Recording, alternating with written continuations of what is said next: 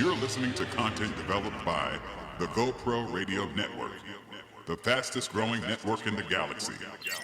GoPro Radio Network. Listen to the voices in your head.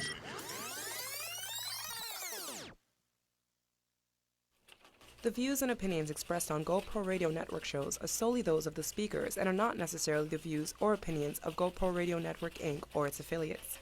These broadcasts are provided on the understanding that they do not constitute professional advice or services.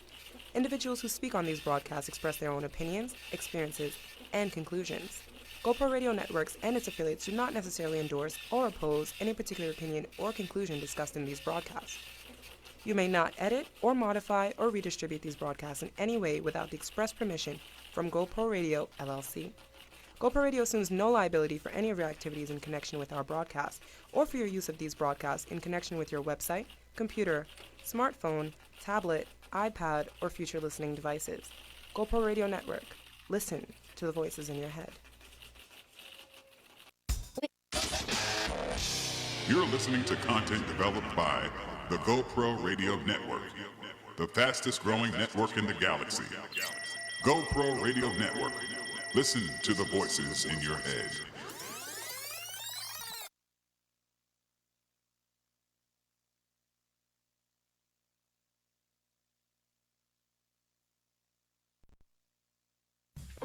We interrupt this broadcast to bring you a great opportunity. If you have an event, product, business, talent, and/or something important to say, now is your chance. You can have your very own radio show. Whether you're just starting out or a veteran looking for a professional platform to enhance your presentation and following, the GoPro Radio Network is the premier place to cultivate and share new and exciting content. We can help you grow your audience and keep it growing long after your first broadcast. Now you have a voice. Call 646-415-0990 or go to www.goproradio.com. That's www.goproradio.com. You'll be amazed at how easy and affordable it is to have your own professional radio show on the fastest growing network in the galaxy. GoPro Radio Network. Listen to the voices in your head. The views and opinions expressed on GoPro Radio Network shows are solely those of the speakers and are not necessarily the views or opinions of GoPro Radio Network, Inc. or its affiliates. These broadcasts are provided on the understanding that they do not constitute professional advice or services. Individuals who speak on these broadcasts express their own opinions, experiences, and conclusions. GoPro Radio Networks and its affiliates do not necessarily endorse or oppose any particular opinion or conclusion discussed in these broadcasts. You may not edit or modify or redistribute these broadcasts in any way without the express permission from GoPro Radio, LLC.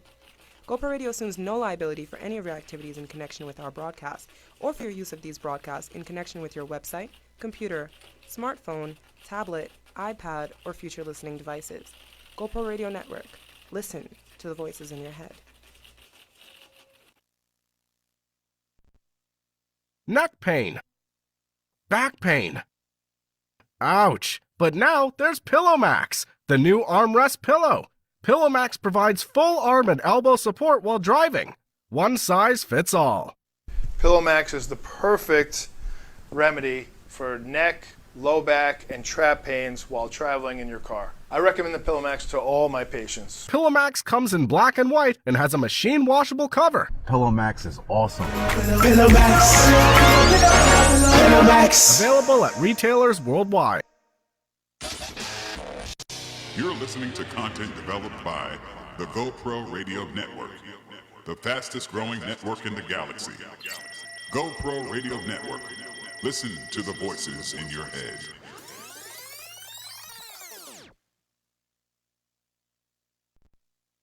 Fellow citizens of Africa, I greet you in the name of the Universal Negro Improvement Association. From the lifetime, begging for acceptance into the same government that made slaves of his people. Ladies and gentlemen, and brothers and sisters all, I'm very glad to be here this evening. America has never really addressed the problem of justice for black people. Today, minority children face inequalities in school spending and even more. They face punitive testing and accountability agendas. when you elect these Negroes, you think that it's going to change our condition. It does not change. We must never surrender. America will get better and better. Keep hope alive. Keep hope alive. Keep hope alive.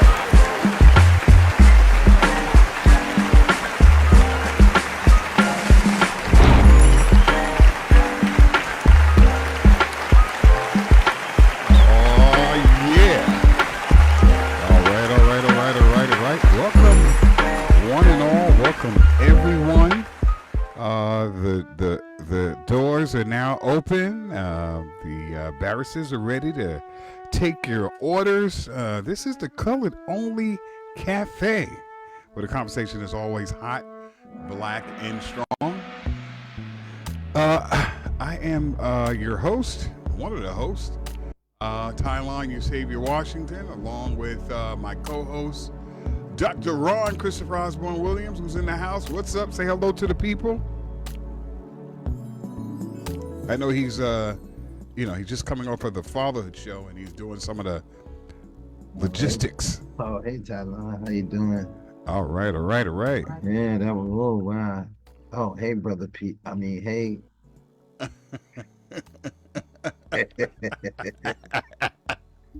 I suspect somebody's not going to show up today. I don't know why. I just suspect it. I don't know. We going to see. How to say? We going to see. We're going to see. Well, folks, welcome. Hey, Sonny. Hey, Sonny. How you doing today? Beautiful Sonny. Day in the neighborhood. Yeah, it's a beautiful day in the neighborhood. Lydia is in the house. Hello, Lydia. How are you? Wonderful panelists are loading in. Oh, we see Sheila Silva is here. Uh-oh. And what time? I got to add 6 to whatever time it is. So it's like 2 o'clock in the morning for her. But I'm going to make sure that this show is worth it. It's going to be worth everyone's time to be here, because we're going to talk about one of my favorite subjects, Ron. You know what one of my favorite subjects is besides movies? Love. We're gonna have a show about love today, and we're not in danger of having too much conversations about that. And Ron, I missed your thing on WBAI. I saw the thing and I'm like, oh man, it's over. So I got to check it out on the archives. How was it? Yeah, oh my God, my boy, when you check it out, you'll be amazed. I mean, it wasn't just me, man. She had a whole bunch of people. Yeah, very interesting. A lot of sexologists and well, let me say that they had a lot of sexologists, and whenever one of the reasons why I got out of sexology and kind of moved a little bit closer to family therapy is because a lot of the people involved with sexology is not really involved with it for couples and relationships. They're kind of individual sexuality. Oh, okay. How to be the sexual person they want to be. If you get my drift. Oh yeah, I know. So it's not like how do we help couples be more sexual, or how we help them understand sexuality better, understand each other's sex. Some of it's just like, how do I get to be the sexual person I want to be and make other people respect. But that panel wasn't like that. I mean, definitely, if you get an opportunity, go. I suggest anybody go there. Is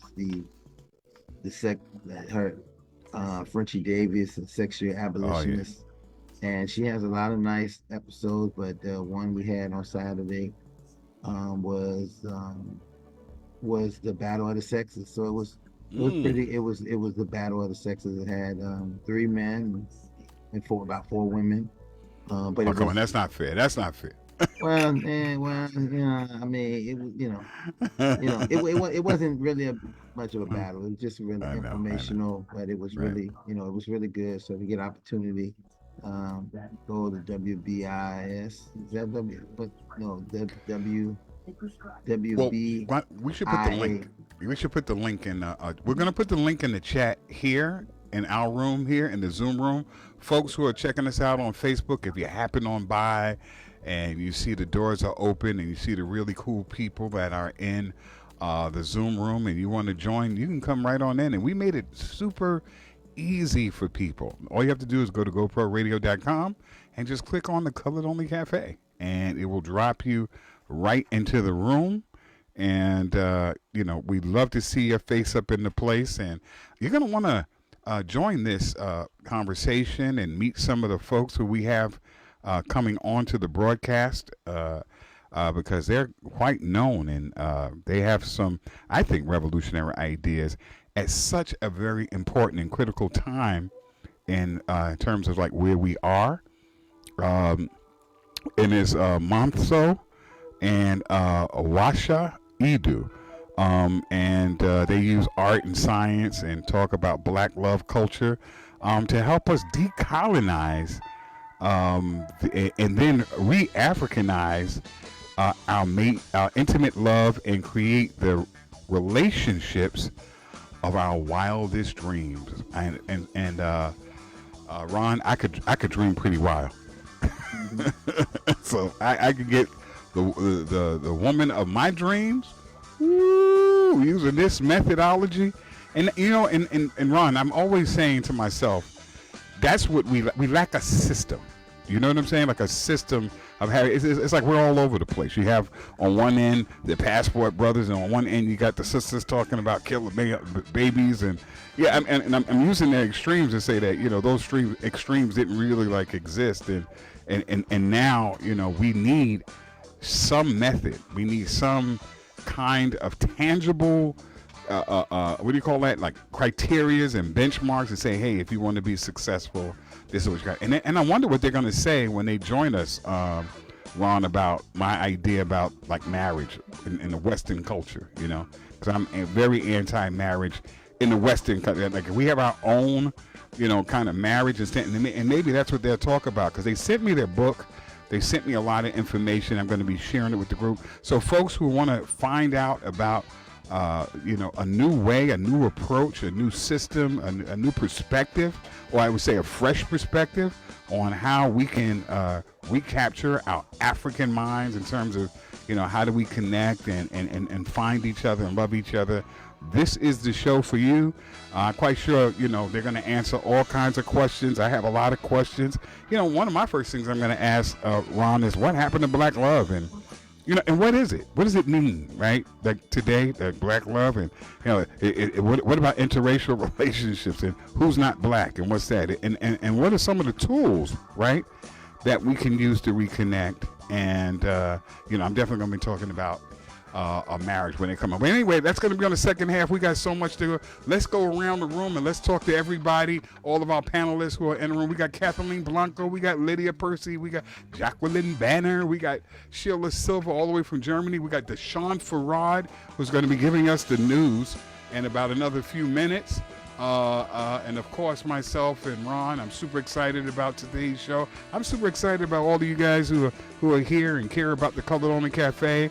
Our numbers are creeping back up, and we're really thankful for that. So guys, if you see our content, please please share, tell friends, tell foes, and then they won't be foes anymore. People who you don't get, say, hey, there's a show about Black love, maybe we can learn something. There's going to be a lot of takeaways from this conversation, because I know our panelists are really super smart and keen on this issue of love and bringing us together, especially before the holidays, whether you celebrate Hanukkah, Christmas, and Kwanzaa, or just celebrate being alive and being with family, or just celebrate just having a few days off, if that's your situation. But sometimes we just, sometimes we need to bring the love back. I mean, it's just my suggestion. Sometimes we get so bogged down with this, things, we forget that a lot of what we're doing is really might be unjust, but it's really in love. Right. Sometimes we get it. And one thing that I like about these folks is, they're happily married. You have a lot of celebrities, I'm not going to name any names, that's talking about love and, how you got to think like a man or think like a woman or be like a. And the people they don't seem too successful in that area, but these folks, they seem really successful. And Ron, it's like if you get someone to come in your house and fix your plumbing, you want a successful plumber, or you want somebody to work on your shoes. You don't want to see people with beat up shoes and talking about, let me get your shoes. It's like no, I want to see some of your work. So these folks are, they've been happily married. They're the author of 3 books. One is Akoma Day, and it's a guidebook into the science of soul mating. I kind of like how that sounds. So you know me, I don't like all that mystical stuff. So this is going to be a really interesting conversation. And then they have another book called "You Are What You Cheat." Guidebook into understanding and overcoming infidelity, and 20 beautiful women. All right, so they got and that book has like 20 short stories in it.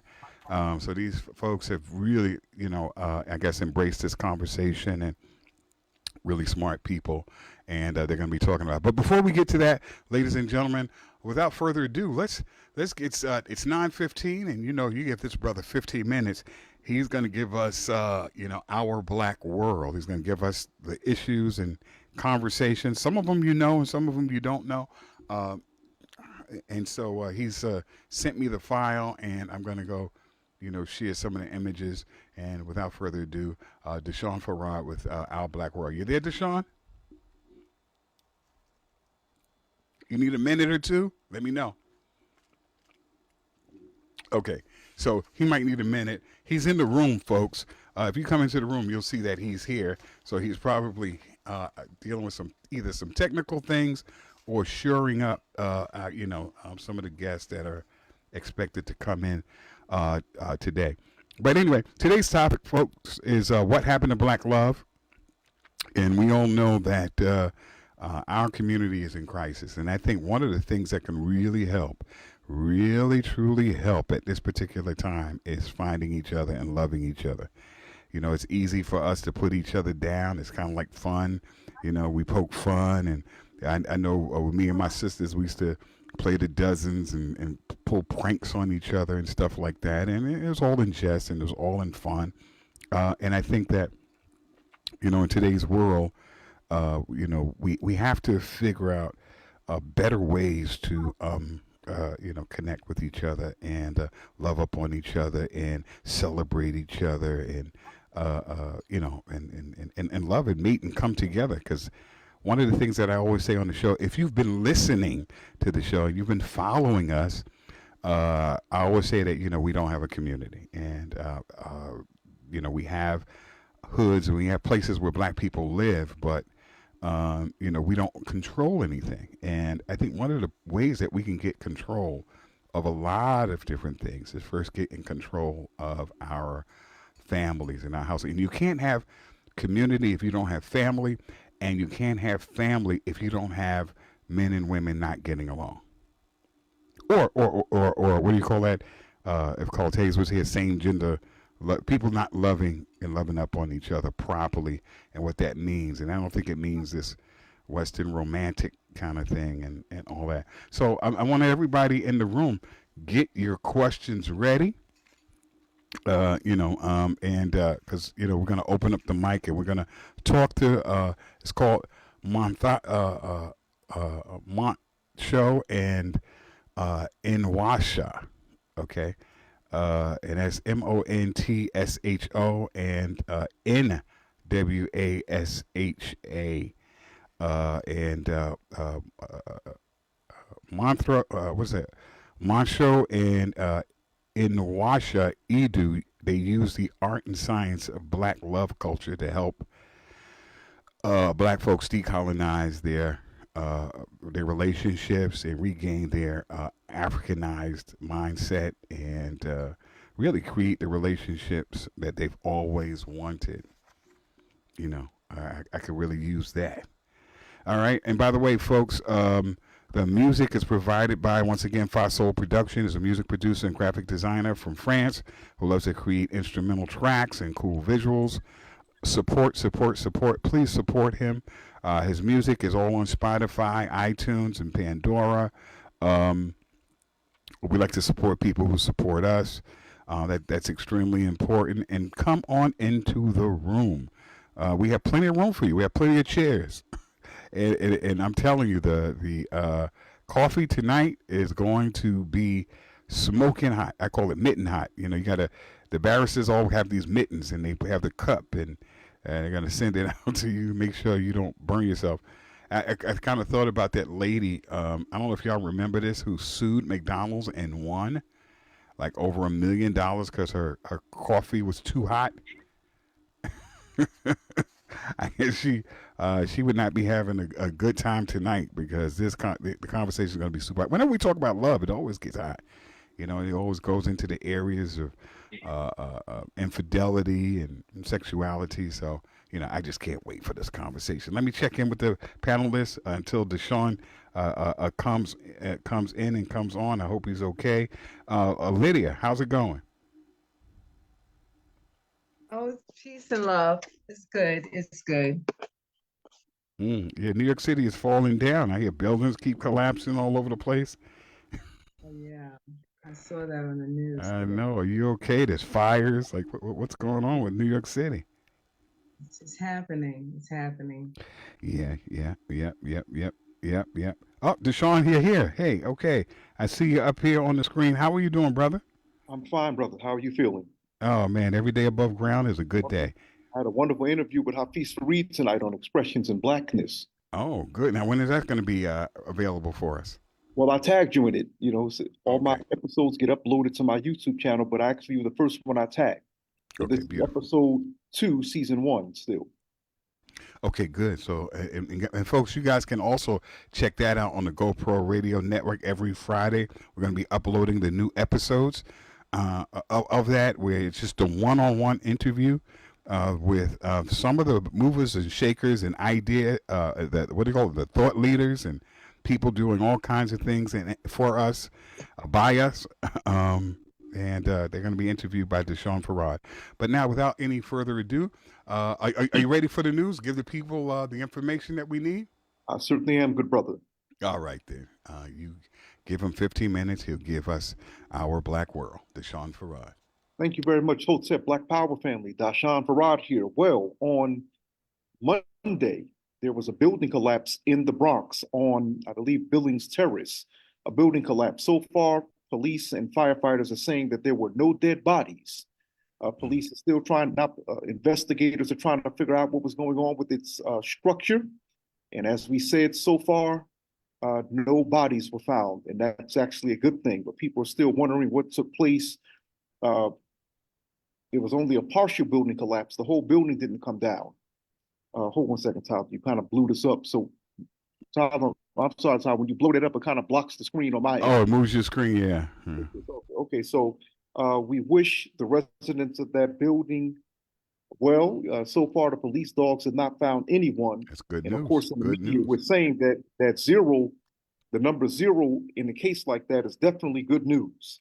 Deshaun, now I want to just break from our norm, and I know we usually save questions, but what do you think is going on with the building? I mean, this is not the first time.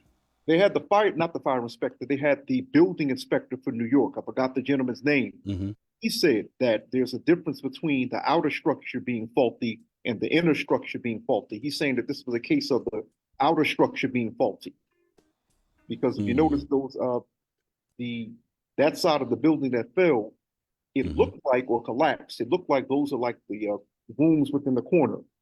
Okay. But he said it had more to do with the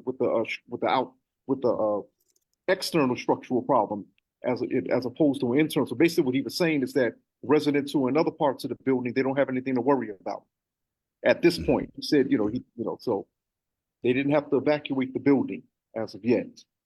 Wow. And okay, so there was some work being, all right. Okay. Right. So he, okay. He wanted to clarify. Pardon me, because I know that's not usually protocol, go through, but I was just really curious about that. No one talked about, what's going on here? Like, how does that happen like that? Where just literally one part of the building just fell, and just it really is like almost like a miracle. No one was hurt. I saw the footage. I'm like, wow, not a scratch. So that's something. But go ahead, continue. I'm sorry. Well, in sadder news, Andre Braugher, the Emmy-winning actor who would master gritty drama for 7 seasons on Homicide, Life on the Street, and modern comedy for 8 on Brooklyn Nine-Nine, became an ancestor on Monday. He was 61 years old. He passed from a brief illness, according to his publicist, Jennifer Allen. No further details were given. He was born in Chicago, and he would establish himself in the role of Detective Frank Pimpleton, the lead role on Homicide. As you know, of course, he also would go on to. I'm sorry, but this thing started acting up. I'm sorry. This show, the creator of the show Homicide: Life on the Street, was it was actually, remember, based on a book by David Simon, who also created The Wire. Okay, so this right here, this show that focused on the homicide unit of the Baltimore Police Department, ran for 7 seasons on NBC and would win critical acclaim with Brar as its dramatic center and breakout star. Now, my earliest memory of our brother was the movie Glory, in which he had played Black. That was my first memory of him when I was a preteen, because I believe Glory came out in 1989. So of course we wish his family and friends well and colleagues well. We send them condolences. The Supreme Court, taking place in Washington, D.C. The Supreme Court on Wednesday, get this, said it will hear an appeal that could pin hundreds of charges stemming from the Capitol riot, including against former President Donald Trump. The justices will review a charge of obstruction of an official proceeding that has been brought against more than 300 people. The charge refers to the disruption of Congress's certification of Joe Biden's 2020 presidential election victory over Trump. That's among 4 counts brought against Trump in special counsel Jack Smith's case that accuses the 2024 Republican presidential primary frontrunner of conspiring to overturn the results of his election loss. Trump is also charged with conspiracy to obstruct an official proceeding. Now, keep in mind, the court's decision to weigh in on the obstruction charge could threaten the start of Trump's trial, currently scheduled for March 4th. The justices separately are considering whether to rule quickly on Trump's claim that he can't be prosecuted for actions taken within his role as president. A federal judge already has rejected that argument. Also, regarding another judge in another trial of Trump, Trump's election interference case in D.C. will be put on hold while the former president further pursues his claims that he is immune from prosecution. That also was ruled on Wednesday.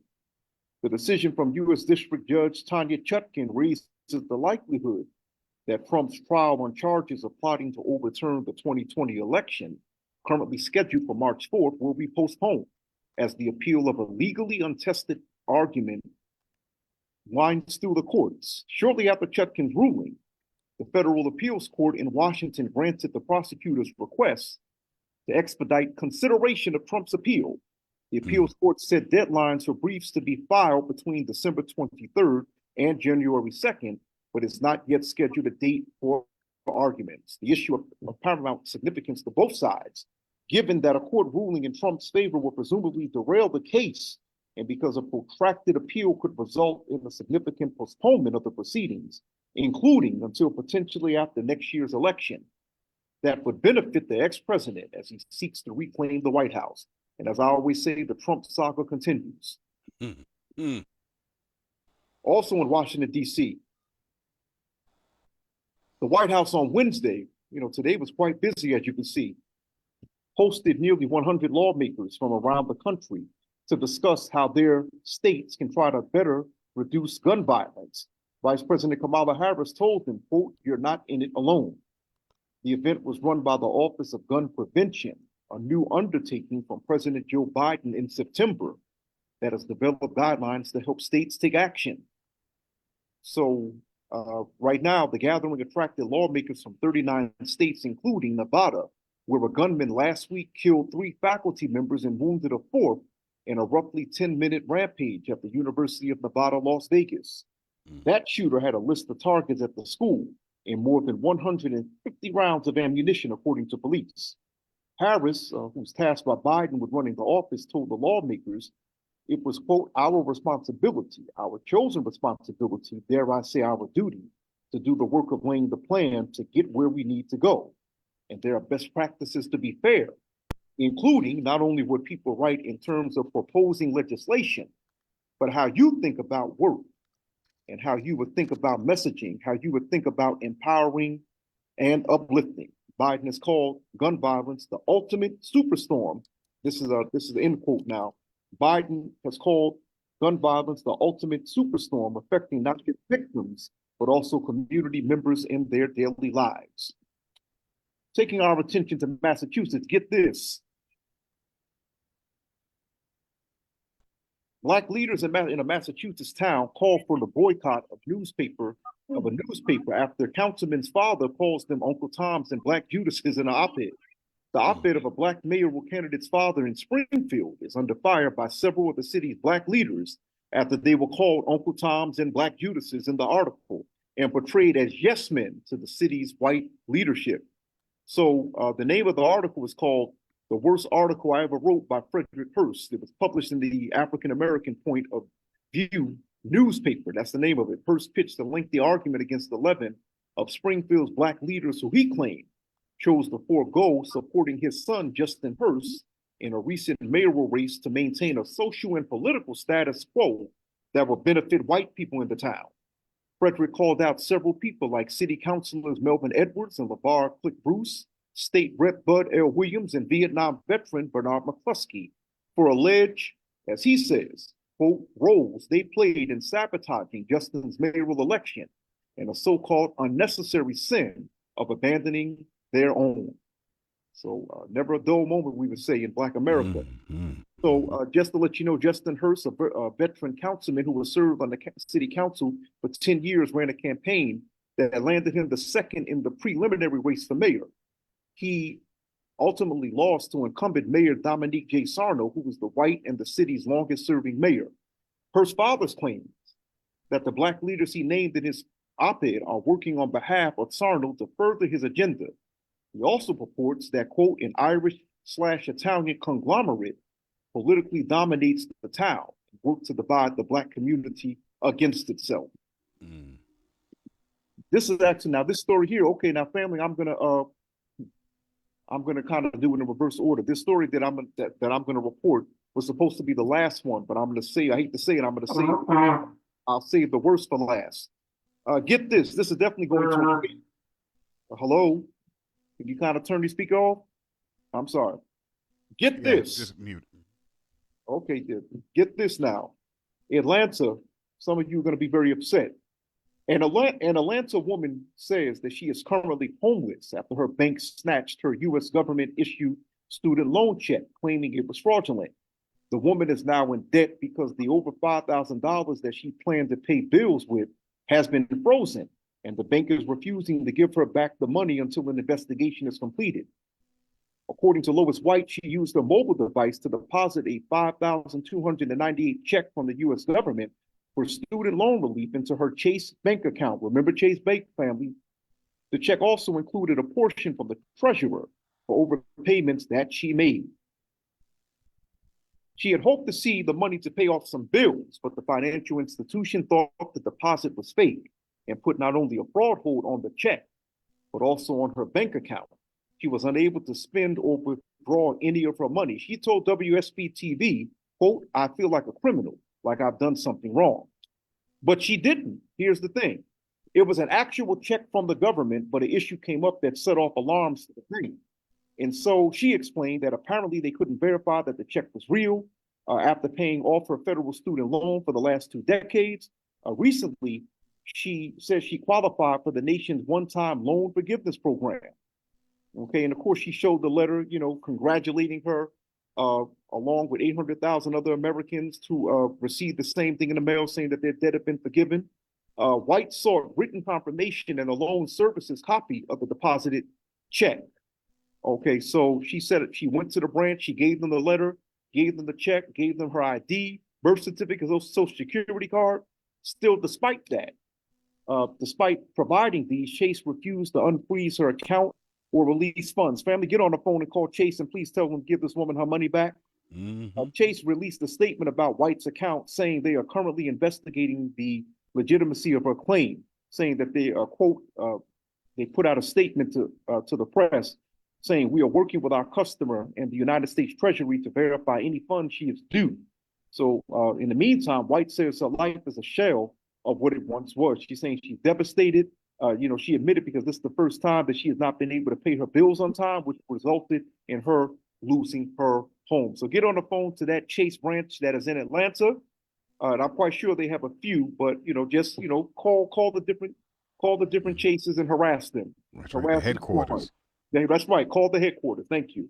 Now, this final story is a new story, but it has not been updated in the past several days. Okay, a crazy, deranged sister, and we say sister on the Color Only Cafe, we're talking about Black women, last week tried to set the birth home of the Reverend Dr. Martin Luther King ablaze. Okay, this is what happened. I'm sorry, family, because I have my notes typed up here. The computer was freezing. I don't like it when it does that. The 26-year-old charged with arson after Atlanta police say she attempted to burn down the historic birth home of Dr. King will remain in jail. That's the last updated story. Fulton County Magistrate Judge Holly Hughes opted on Saturday, because this took place on Saturday, by the way, to deny bond to Lanisha Chantrice Henderson, citing her unstable place of residence and the nature of the crime. The judge is saying that she gave an address in a different state. So she said that she found likelihood that she may not return to court. And Judge Hughes said that she was extremely concerned about the randomness of the event. There does not seem to be any reason or tied to that particular location. Henderson is accused of trying to set fire to Dr. King's birthplace, which is located on Auburn Avenue, Northeast. That's in the Sweet Auburn Historic District. It's actually right up the street from the King Center, from the King National Park. We have a mugshot. Video shows Henderson dousing plants, the porch, and the front door of the home with what authorities have said was gasoline. Here's what happened. 2 retired NYPD officers and 2 Utah tourists were the ones that actually had to tackle her, and they detained her until police arrived. Now, Police Chief Darren Schierbaum, I keep forgetting how to pronounce his name. Police Chief Darren Schierbaum, he described, of course, the home as being the jewel of the city, but people don't know what's going on. They don't know why she would do it. No connection. The home is currently under renovation, and renovations are expected to end until extended to the end of 2025. So they don't know what was going on with her. But also, the home is, of course, also up the street from the historic Ebenezer Baptist Church, where Dr. King and his father, and I believe maybe his grandfather, also preached. So I'm Dashawn Farad. You're watching the Black World Report. Hotep, Black Power. All right. Thank you so much for the report and the reporting. Just a couple of questions. And by the way, panelists, if you have questions on any of the news reports, I know this is something new, but you can do that now after you gave the report. Because I have a question and a comment too about I don't know why we're still banking at these banks that have a very long history. I don't know if guys noticed, but Morgan Chase actually insured a lot of the slave ships. And I wanted to mention that. They had a huge hand in the transatlantic slave trade. A sister that I work with, the Adria Farmer Palman from the Restitution Study Group, stood up and stood firm and uncovered their hand and complicity, and her ancestors directly ensuring her, I believe, great grandfather, with the policies put out through Morgan Chase. And then we fast forward to today, they're chasing black folks out of their banks and with their money. We have to do better. We got to stay out of these places. I don't care what. Bring your level up. Bring your level up. You're too low. Yeah. What about now? How's this? Is better? Oh yeah. Is this better? Okay, yeah. I don't care whatever they're offering. I think we got to go back to the mattresses or something like that. But let's try to get that number by the end of the show. Put it on Facebook to the Chase headquarters. You might want to mention their role in slavery and talk about how when you take someone's money, $5,000, and people have bills to pay and things to do. You can't tell your landlord that, hey, it's just a little mix up. Give me a couple of weeks before we get ironed out. You're in the street. So I think that she should not only get her $5,000 back, she need to get plus damages and all that other kind of stuff. Am I right about this, Sonny? Mm-hmm. He said, mm-hmm. Yeah. Well, that was me that said that. I said absolutely. that. Yeah, pain and suffering. Yeah, yeah. To be now, in the street, and it's before the holidays. I don't know what she celebrates. But a lot of us folks, Christians, and we some of us love that Christmas, and or Kwanzaa, and can't visit family. Even if you're not buying gifts, because I'm asking everybody to, boycott, this whole thing because of just the way black folks are treated. The way the folks are being treated out in Palestine, just all over. Like, we just need to defund the people who are oppressing us. Why are we giving the oppressor Absolutely. a big payday? I had a question, Mr. Washington, and Sure. my question was: are you allowed to take that money, that grant money, and use it for other things besides the school? Oh, absolutely. Okay. Yeah, yeah. I remember when back in the day it was BEOG and Pell, BEOG, Pell, and TAP, and then I used to have this thing called College Discovery, and so I used to put all that money together. Yeah, but listen, just to even give you a better support of that, just give you a little bit information more about that, Sonny. As long as they give you the loan, as long as you pay for your schooling, whatever's left over, you can do whatever you want with it. There's a lot of people who go and take that money and sometimes while they're in school, they take that, invest it, start a business. By the time they get out of school, they already have the seed money to what the money they got, and they already started businesses. Sometimes are able to even pay back that loan within the 3 years after graduating or whatever degree or whatever they did. Then some people take the money, buy fancy cars, buy jewelry, and put themselves in horrible debt.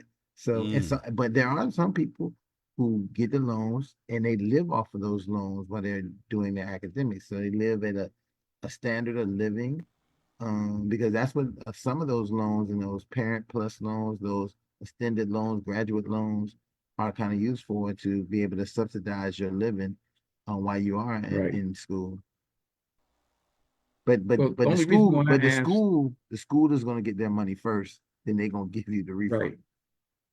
Right. The reason why I asked, because when I was going to TCI, Technical Career Institute, I believed I got a TAP grant, and it had to go directly to the school, and I couldn't use it for books or nothing else. So that's why I was asking the question. So maybe I didn't follow the instructions or delegated the money the way other people do, and living and surviving and paying their bills.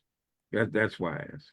And usually folks, typically, if you are going to school and for the most part full time, all you have is a part-time job, which we know, that that's not enough. So you really do rely on that money, and a lot of times, how we do, we got to borrow people expecting money back and all that other kind of stuff. So, this is like it's not a small thing when they hold on to $5,000,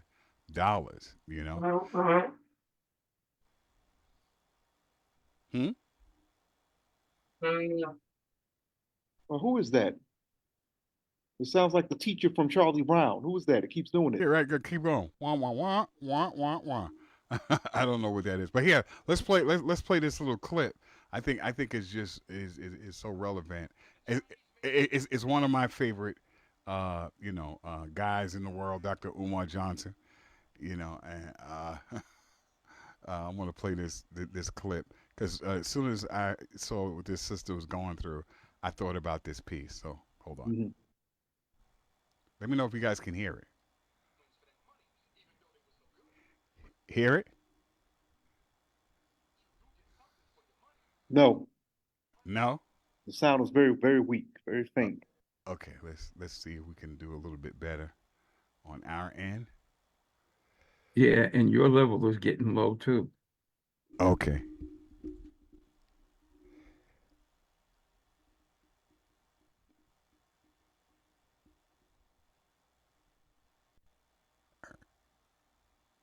What about now? For that money, even though they was no good. But you do get something for your money. But when you put your money in the church bucket, what do you get back? Hope in a future after you die. And my position on that, if I have to die to experience heaven, I don't need that religion. Anyone who tells me that I should be content with accepting hell on earth, when the white man has his heaven here, and the Chinese man has his heaven here, and the Arab and East Indian has his heaven here, and they're even building their heaven in my ghetto, and you're telling me I got to die in order to experience what they are getting right now? That's a religion I don't need, because that's a religion for servitude. And so we have to put the black church to task and ask them, what are you doing with our Jesus money? Let me tell you what they're doing with your Jesus money. Every black church in America has their money in a white bank. It is the white banks that are funding the regentrification ethnic cleansing movement. So all of us go to church. We put $3 million in the church coffers every Sunday. $3 million goes to a white bank every Sunday. And guess what they do on Monday? They take $3 million of black people's white Jesus money, and they give loans to white land developers and businesses and entrepreneurs to come into the ghetto where the church is located, buy up all the property, and force grandma out on the street homeless. Now, grandma been going to that church for 30 years. Grandma been giving that church $50 every Sunday. And lo and behold, grandma had to finally face the reality that it was your Jesus money that put your ass on the street.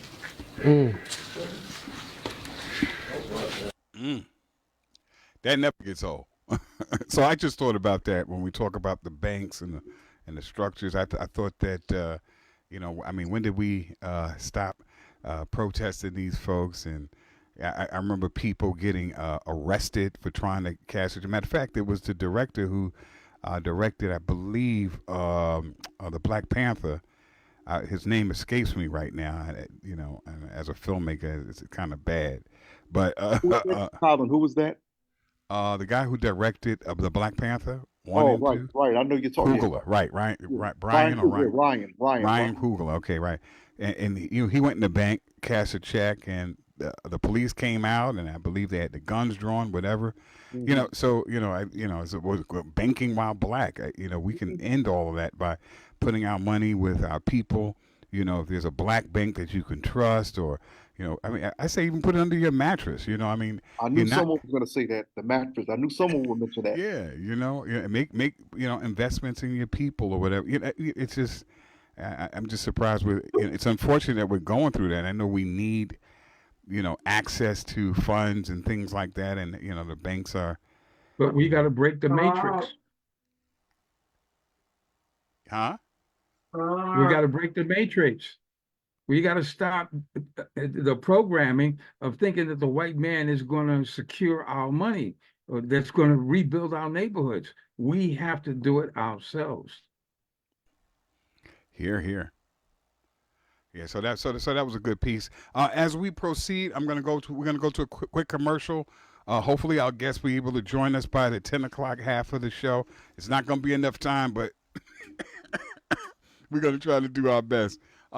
Folks, you've tuned in to the Color Only Cafe, where the conversation is always hot, black, and strong. I'm your host, Tyline You Save Your Washington. If you are watching us on Facebook, please come on in and join the room, because you're going to want to have a conversation with our guest that's coming in. We're going to be talking about black love today. Like, what happened to it?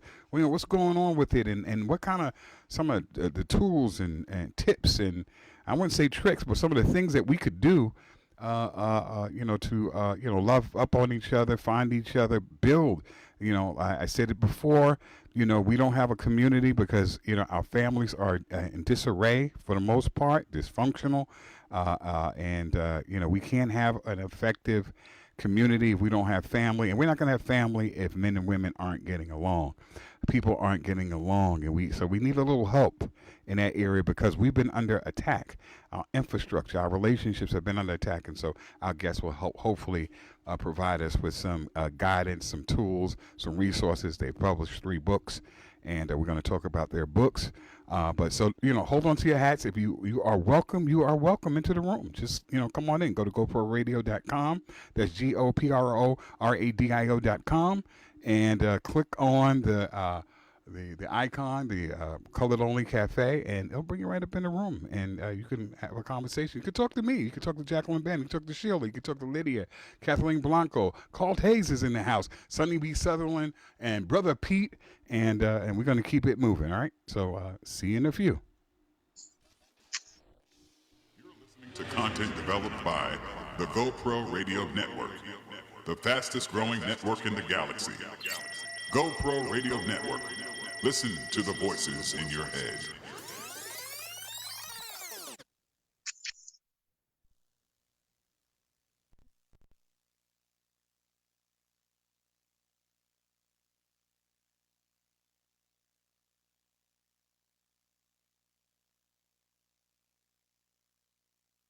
Pylon, stand by. They have some login issues. Neck pain. Back pain. Ouch. But now there's PillowMax, the new armrest pillow. PillowMax provides full arm and elbow support while driving. One size fits all. PillowMax is the perfect remedy for neck, low back, and trap pains while traveling in your car. I recommend the PillowMax to all my patients. PillowMax comes in black and white and has a machine washable cover. PillowMax is awesome. PillowMax. PillowMax. Available at retailers worldwide. The views and opinions expressed on GoPro Radio Network shows are solely those of the speakers and are not necessarily the views or opinions of GoPro Radio Network Inc. or its affiliates. These broadcasts are provided on the understanding that they do not constitute professional advice or services. Individuals who speak on these broadcasts express their own opinions, experiences, and conclusions. GoPro Radio Networks and its affiliates do not necessarily endorse or oppose any particular opinion or conclusion discussed in these broadcasts. You may not edit or modify or redistribute these broadcasts in any way without the express permission from GoPro Radio, LLC.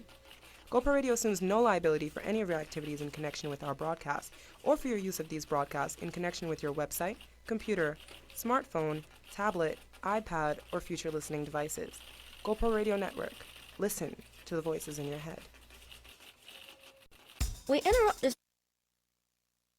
Hotep Peace. Hello everyone, I'm Dashan Farad. On March 16th, I'll be launching the Dashan Farad Institute of Journalism. If you would like to learn how to become a journalist, how to write and publish your own articles, how to create your own blog, how to create and host your own online broadcast or otherwise, or become a media personality, this is the class for you. If you're interested in attending, you may call us. Area code 347-898-5556. That's area code 347-898-5556. Or you may contact me directly at dashanfarad@gmail.com. Once again, that's dashanfarad@gmail.com. Looking very forward to you joining us. Hotep Peace.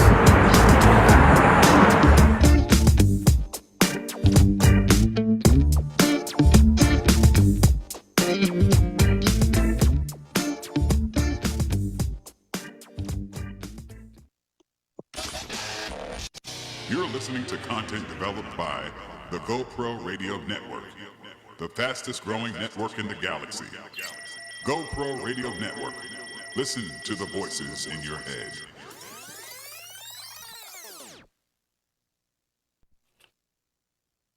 Fellow citizens of Africa, I greet you in the name of the Universal Negro Improvement Association. Stand a lifetime begging for acceptance into the same government that made slaves of his people. Ladies and gentlemen, and brothers and sisters all, I'm very glad to be here this evening. America has never really addressed the problem of justice for black people. Today, minority children face inequalities in school spending and even more. They face punitive testing and accountability agendas. When you elect these Negroes, you think that it's going to change our condition. It does not change. We must never surrender. America will get better and better. Keep hope alive. Keep hope alive. Keep hope alive.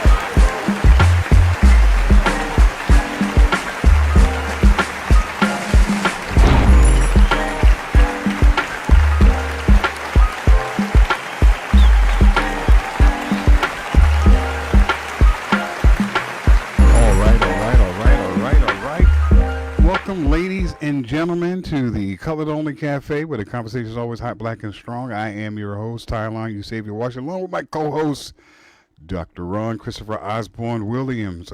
We are the dynamic duo here at the Colored Only Cafe because, we are actually, I think, in a bit of a crisis. I think many of you would agree. When you see on one hand the Passport Brothers, and on the other hand you see these sisters talking about destroying black babies. So we have some people here to help us out a little bit with the issues of black love and relationships. Perhaps gives us some insights, some tips, and some tools that we can start regaining our African minds. Because I tell you, we've lost so much when we lost the language, our ways, our values. So hopefully we'll have a system, and I think that's important. I believe in having a system to kind of go against some of the attacks, because I don't want us to think that where we are is some accident of consequences. This is quite deliberate. So I'm just so pleased to have someone here who not only is a success story, because I don't like to talk to people, once again, who are not successful in their own relationships and trying to tell me something about a relationship. I want to hear from people who are successful, who are doing it and doing it right, and so that we can find our place. So I want to thank and welcome. I want to say this right. Moncho Edu. Did I say absolutely? And Nawasha is joining us momentarily.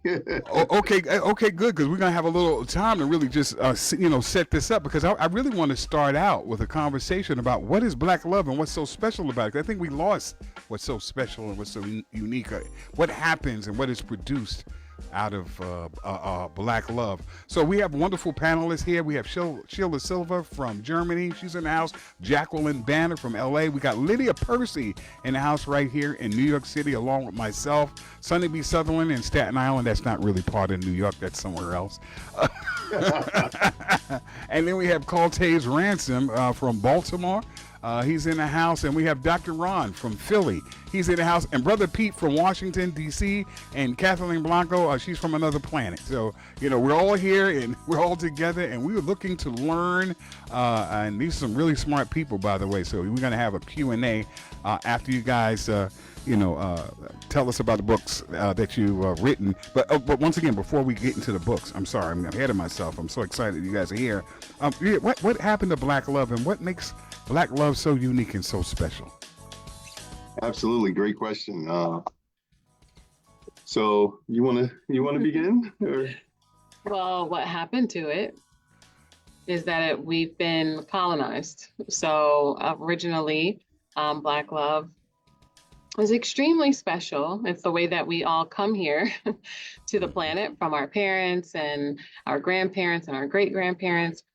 And because of that reason, of us coming here through such a beautiful experience where we would have a lot of pride and a lot of purpose, because of that, when you want to destroy a people, you have to interrupt their relationships. So what's happened to black love is that we've been infiltrated and we've been oppressed and we've been colonized. So even under the guise of being free, most of us don't understand what black love is or have a reference point outside of mislabeling something, romantic.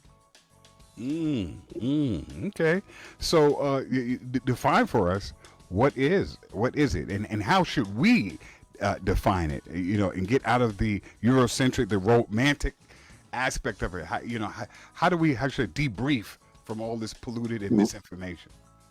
Right. So we specialize in what we call the art and science of black love culture. And as husband and wife, 23 years, as therapists, as creators of the cultural firm that we run, and the co-creators of Akoma Day, the International Alternative to Valentine's Day.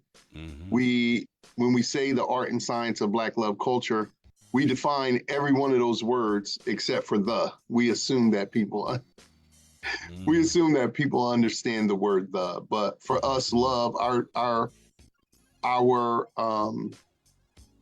agency or firm definition is that love is a holistic and perpetual consciousness that is characterized by an intense emotional affinity to understand and unify complementary people, places, and things through a reciprocal energy exchange of thought, speech, and action. So simply stated, love is a consciousness, a perpetual consciousness, and it is a mutual exchange of service. That is, our ancestors said that love is service, right? And so Janet Jackson said, "What have you done for me lately?" in the song, right? So we love is, you hear people say love is a verb, and love is this and that. Love is a holistic consciousness that has many dynamics to it. But specifically in the intimate relationship, it is the ultimate human rites of passage that will define and refine you perpetually through the stages of your life. Unfortunately, so many of us don't get to thrive in relationships long, so we don't get a lot of perpetualness. we are vexed by ownership and possession and all of these other things that we've bought into from our oppressors. Like, they want to own you. They want to, possess you. They want to infect your mind with ideas like, if I love you and you love me, then that means I should be able to control you. And so we have a lot of challenges around, our understanding of love. But our ancestors said love is service. And one of their earliest symbols was the farmer's till, because it's an arduous work to serve something that you love. So, it's so funny. I guess, great minds in a way think alike. And I was always saying that, we get all the fuzzy feelings, but we forget about like utility and kind of like the rational aspect of love and keeping balance and, that kind of thing. So that's music to my ears, because, I'm probably, I don't know if Deshaun told you, he's or warned you, say, I gotta tell you, there's brothers on here, he's always talking about, folks shouldn't be getting married, but, I believe in love. I'm anti-marriage, but when I say marriage, I'm anti the Western concept of marriage, Okay. What do people do who want to bond and make commitments but don't want to go through, is there some guide, is there some information for how that should be set up or how it was done in that? Well, don't want to go through, what was the rest of the sentence? Go through the the Western, go to the government, and the government says that you guys love each other, and the government says, you guys got to do that, and then it's punitive if you don't love him, right, and you get punished and you get half, and all this other kind of stuff. Well, I would first ask, what is marriage? Oh, that wasn't rhetorical. Yeah, I think in a Western culture, for me, it has no other. To me, when I think of people coming together, it's a partnership, and it's something that to me is very very much rooted in utility, like being useful for each other, and defining what the person's needs, and then understanding at the same time that those things are fluid, because we're not in fixed positions.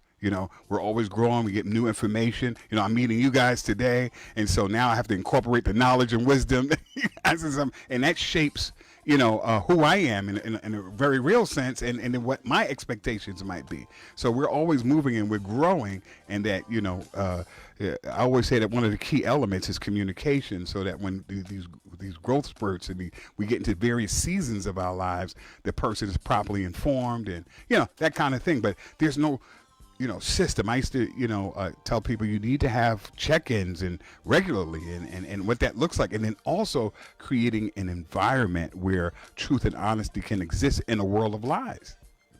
Absolutely. And I think the greatest lie is that marriage is a Western concept. Unequivocally, African people brought we're so oppressed by a people who are using our sciences, our social sciences against us. We actually believe that many of the things that they're teaching us, they created. They are actually, and they're not even teaching us. They're actually, what they're doing is stealing our cultural lineage right in our face. And so we watch them and believe that many of the things, these are very uncivilized people. So they don't have a lot of civilization. And you could rest assured almost everything that you see them doing that works for their benefit, two things. It comes from us originally, and they've warped it because their nature, when we say the art and science of Black love culture, we say culture is a value system, right? And it's a value system that emanates from the nature of its members, but it manifests through its logic progression and its thought, symbol creation and other things. We have a long paragraph definition of culture because many people don't understand what it is, but a simple way to say it is it's a group value system that comes from the nature of the member of the group. So the reason you see Black people mirroring many things in many parts of the world through many cycles of time, however they don't know each other, is because culture comes from your nature. So white people take many things from our culture and they manifest it through their nature. And because we're disconnected from our culture, we will think that it's their stuff. But I will say to you unequivocally, the marriage rights, the legal marriage rights with the license and everything, it is well documented. We did not always do that, but we are the creators of that. White people did not create that. The marriage ceremony, the witnesses, the signing your name on the legal document, all of that comes from Black people. So a lot of times we're giving them a credit that they don't deserve and they haven't earned. But because they warp everything, naturally we look at it and say, I don't want to do that. But we ask what is marriage to get a litmus of your understanding. Right. Well, no, I couldn't hear that last part. You kind of. All of the things that you actually said when you said the definition of marriage seems like things that you would want. So like the warping of those things are the challenges that we often see. One of our teachers told us one of the biggest thefts of the oppressor is not just your inventions, your writing, your story. It's that the oppressor stole our ancestors. So sometimes when we look back and say this and this and this happened in this year, and this is the beginning of this, a person has taken our story, taken our great grandparents, what they created for us, and they've taken it and labeled it as their own. So because we're learning so late in the line, we look at what they say, even though we know they are liars, we look at what they say and say, this is the beginning of this. This is marriage, this is romance, this is love. They're not the creators of anything. Right. Especially those things that are of the greater good. But even in their own stories, they're not the creators. Most of them will say, I got this from this. And if you keep following the I got this from of all of their teachers, eventually you get to one of us. So we have to be able to make sure that the things we want to do, like marriage, parenting, running a business, that they are done in the way that we would do them, which is the best way. We don't have to have a marriage that's modeling after them. We just have a marriage, which is the things that you mentioned. We don't have to parent modeling after them. We just pass on our knowledge to our children like we should. We don't have to run business in a way that lies and cheats and bankrupts people.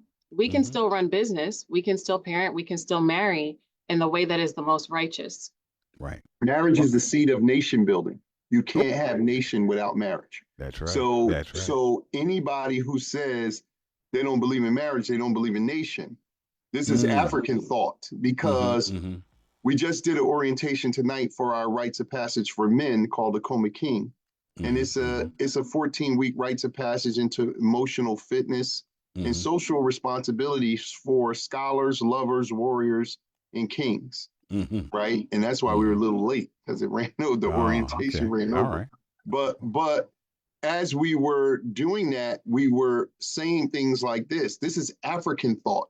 When you talk to everybody around the world who have their culture intact, and you ask them about rights, you ask them about marriage, sexuality, blended families, children being born, parents aging, family ascending, anything, they respond like this.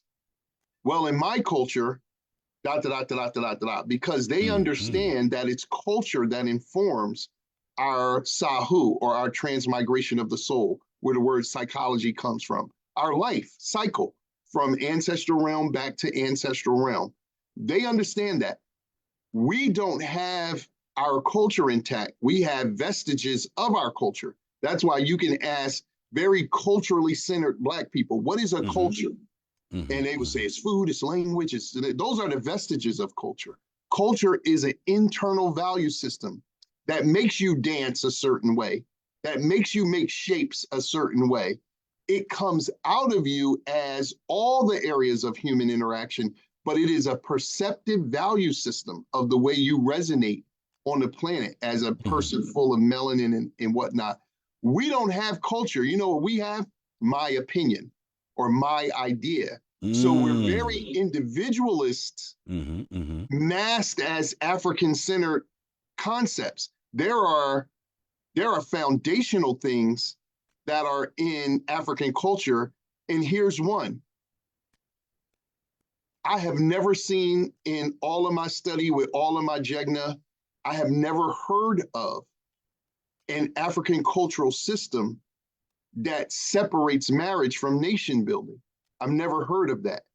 Now, when I talk to Black folks all over the place, I hear all kind of stuff because, again, we have a Eurocentric individualistic ideology, and we believe what we believe. Our beliefs shade our opinion. However, our beliefs are formed from our life experience, which is full of hell because we haven't had rights and we don't come from a culture in the first place. So our beliefs are antithetical to our existence. And I'll give you an example. A lot of people say they don't believe in marriage or marriage, right? But they do all the things and want all the things that marriage offers, right? Because in African culture, sex is the activity of committed people. So people who ain't married can't have sex. In fact, when you have sex, you marry, really, right? And so there's a spiritual energy that's connected to you when you're sexual. Yeah. And there's many, many things. I just go into the sex because that's the big one, yeah, right? That's my favorite subject. But that's the favorite one, right? But we could talk about that economically and many other things, spiritually or whatever. In fact, we were saying tonight, there isn't an indigenous classical culture that can confer manhood or womanhood on somebody, definitely not adulthood or eldership on anybody who has never been married. There is no such African culture. So when you talk to Black people sometimes, I'm always curious when they start saying, this is what I think is interesting. When people start saying, I don't want to do the European way, what I want to do is this, or I always believe that's the European way.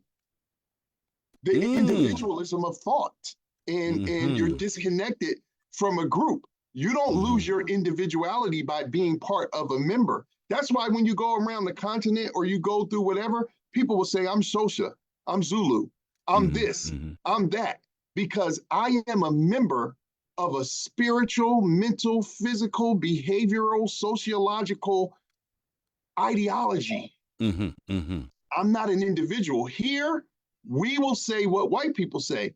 I don't care nothing about that. I don't see the world like that. So my opinion is so-and-so. And when we start shaking our head, it really gets electric. You know what I mean? Like, well, I don't even see things like that. You know, I'm going to have sex with whoever I want to have sex with. Right. Well, I guess a lot of people got a lot of wives that just don't know it. If it's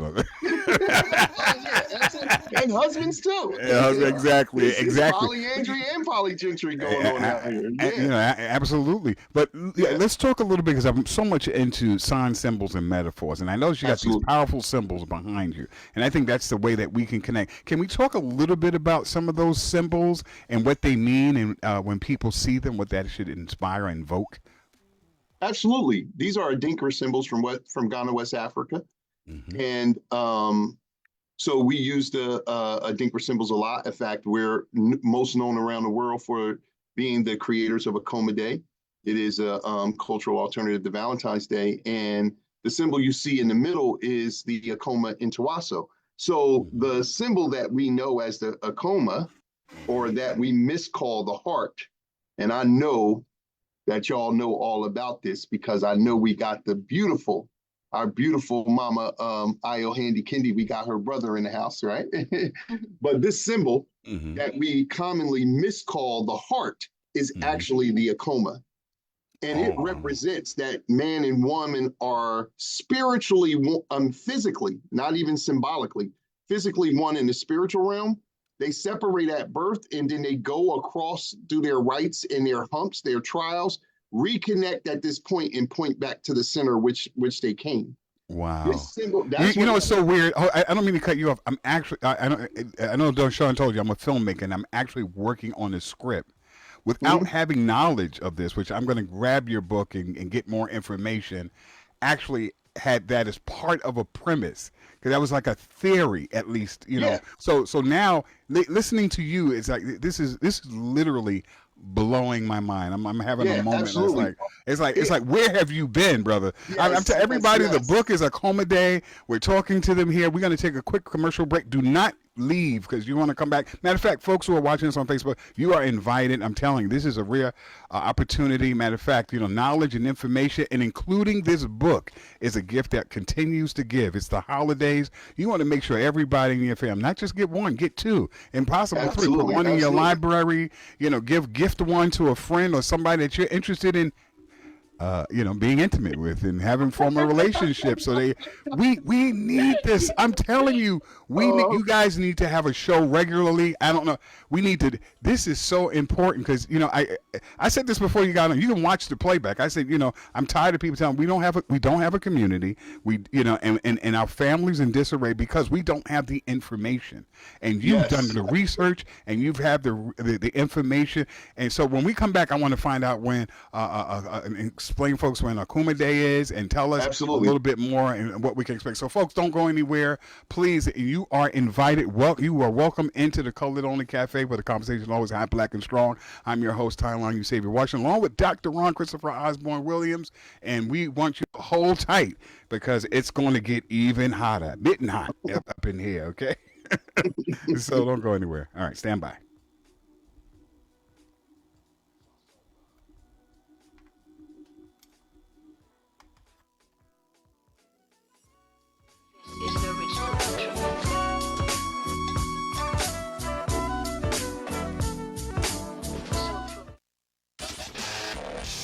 You're listening to content developed by the GoPro Radio Network, the fastest growing network in the galaxy.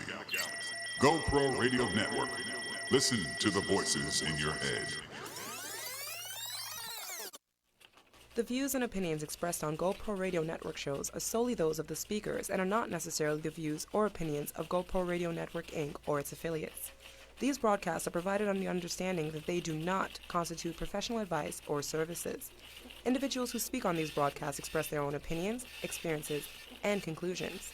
GoPro Radio Networks and its affiliates do not necessarily endorse or oppose any particular opinion or conclusion discussed in these broadcasts.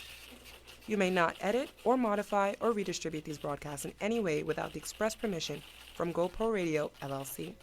GoPro Radio assumes no liability for any of your activities in connection with our broadcast, or for your use of these broadcasts in connection with your website, computer, smartphone, tablet, iPad, or future listening devices. GoPro Radio Network. Listen to the voices in your head. Neck pain. Back pain. Ouch. But now there's PillowMax, the new armrest pillow. PillowMax provides full arm and elbow support while driving. One size fits all. PillowMax is the perfect remedy for neck, low back, and trap pains while traveling in your car. I recommend the PillowMax to all my patients. PillowMax comes in black and white and has a machine washable cover. PillowMax is awesome. PillowMax. PillowMax. Available at retailers worldwide. You're listening to content developed by the GoPro Radio Network, the fastest growing network in the galaxy. GoPro Radio Network. Listen to the voices in your head.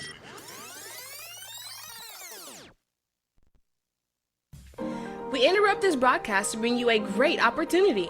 If you have an event, product, business, talent, and/or something important to say, now is your chance. You can have your very own radio show. Whether you're just starting out or a veteran looking for a professional platform to enhance your presentation and following, the GoPro Radio Network is the premier place to cultivate and share new and exciting content. We can help you grow your audience and keep it growing long after your first broadcast. Now you have a voice. Call 646-415-0990 or go to www.goproradio.com. That's www.goproradio.com. You'll be amazed at how easy and affordable it is to have your own professional radio show on the fastest growing network in the galaxy. GoPro Radio Network. Listen to the voices in your head.